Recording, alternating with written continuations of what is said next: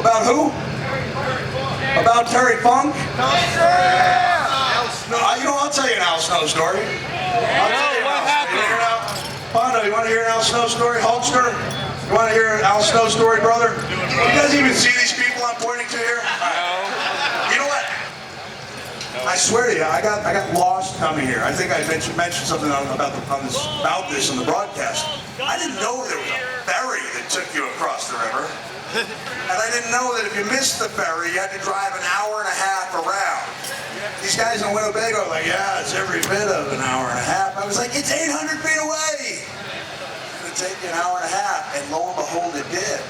And I realized the last time I was even remotely in this area of Illinois was in late 1999, like October of 1999. I was driving. In the front seat was Al Snow, and the back seat was Bob Holly, possibly the world's grouchiest man. We were playing. I asked for Nat King Cole's Christmas album, and Bob went, oh, God, I don't want to hear that shit. It's not even Christmas season. I said, first of all, my friend, Nat King Cole is a biblical tune appropriate for year-round listening. It wasn't like Frosty the Snowman or Rudolph. I mean, this was Oh Holy Night. Am I listening? Oh, Holy Night, the stars are bright. Nobody's singing, are they? I'll sing with you. Thank you, my friend. Anyway, yeah, it's a hell of a song. And I said, no, this is bullshit, Bob. You know what, I'll listen to whatever I want to listen to. And I said, as a matter of fact, Al, give me the Elvis Christmas. And Bob, who had just recently claimed to hate everything to do with Christmas, jumped up and you got Elvis? A minute and a half later, he was bopping, he was snapping his fingers, he was singing, here comes Santa Claus, here comes Santa Claus.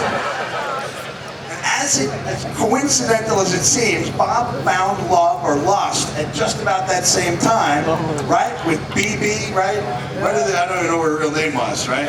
BB. She was EMT, somebody said it stood for extremely deaf, right?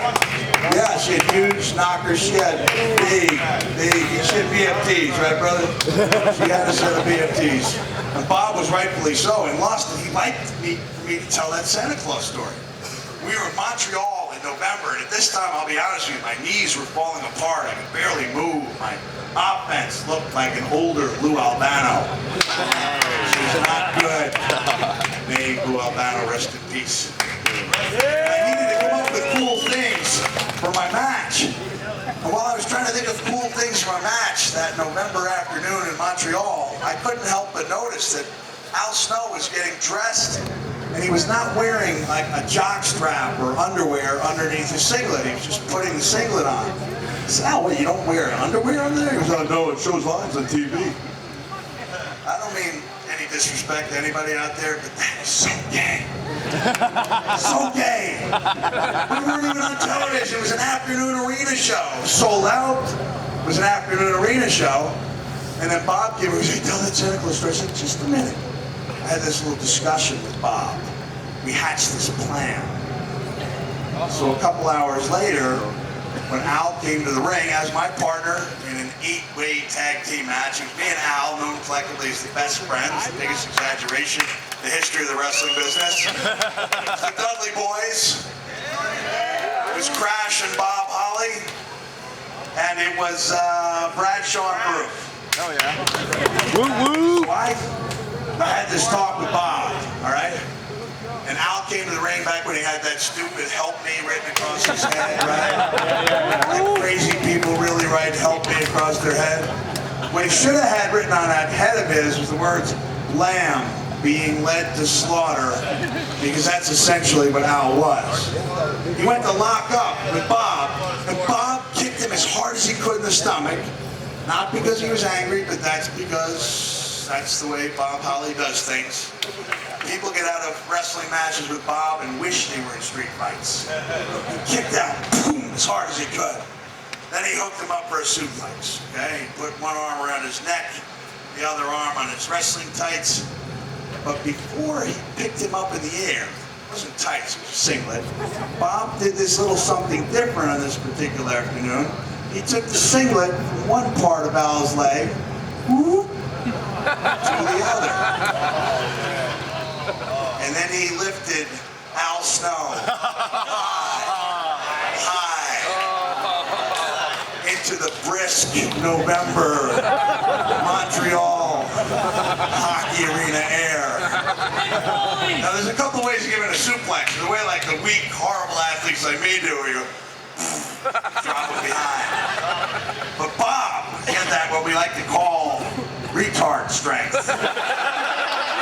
Mick Foley! He would eat like 50 egg whites in an IHOP. I'd have the Rudy Tooty Fresh and Fruity. Not only did Bob lift Al in the air and leave him there, he then started pirouetting around with him. So that everyone in that brisk November Montreal hockey arena air could get a good look at Al. Now there's something about the human anatomy which is, it's not particularly well serviced by tight-fitting clothes like a wrestling singlet.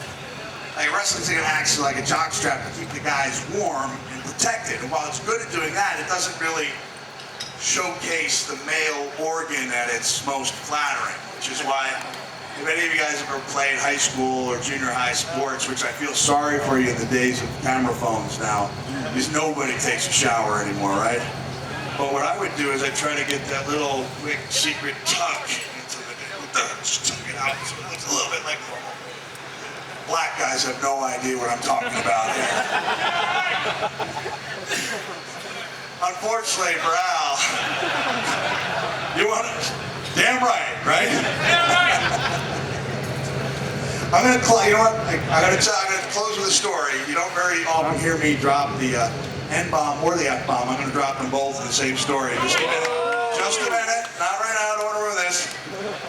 So for Al, there was no secret tug to fit into the agenda.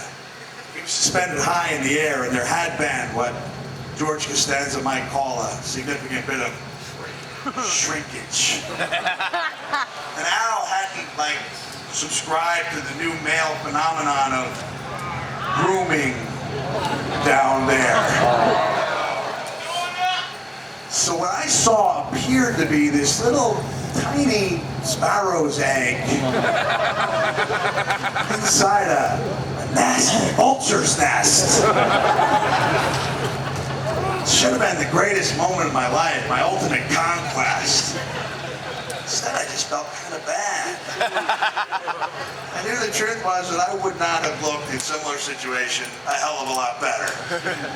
I thought I was in for it, man. I thought I could fight with Al, and instead, Bob finally dropped him after about 35, 40 seconds exposure. And Al was laughing. He pulled it back over, and I was thinking, that poor son of a bitch.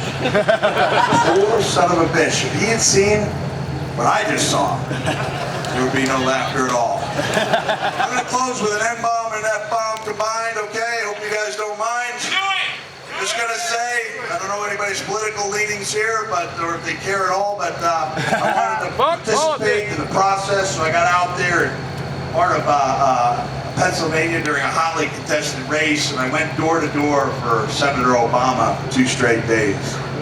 I went to the toughest parts of town too, and no matter what WWE marketing says, my own marketing system tells me that the tougher the part of town, the more well-liked and recognized I become. And so it was that a woman opened up the door, a woman of color, took a look at me and said, "You the nigga that got thrown off the motherfucking cell."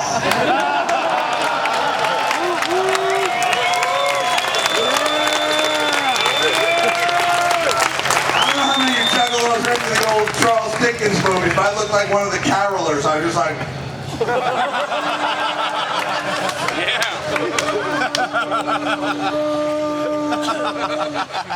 I finally just looked at her and told her the honest truth. I was like, I've never been called that before.